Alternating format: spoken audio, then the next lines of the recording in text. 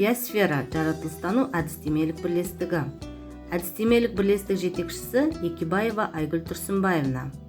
Биосфера жаратылыстану әдістемелік бірлестігінің өзекті тақырыбы оқушылардың шығармашылық ізденіске қызығушылығын арттыру арқылы дүниетанымы кең, бәсекеге қабілетті, рухы мықты тұлғаны қалыптастыру.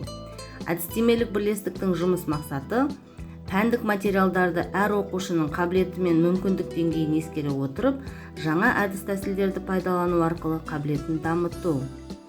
Әдістемелік бірлестіктің жұмыс міндеті ақпараттық технология мүмкіндігін барынша сапалы қолдану, әр оқушының өз қажеттілігі мен мүмкіндігіне сай білім алу құқығын қамтамасыз ету, оқу және өздігінен білім алу мотивациясын дамыту, ғылым негіздерін жан-жақты және терең меңгеруі негізінде білім алушылардың дүниетанымдық көзқарастарын қалыптастыру.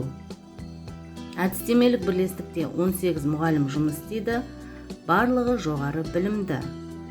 Магистр дәрежелі 4 мұғалім, жоғары санатты 3 мұғалім, педагог зерттеуші 4 мұғалім.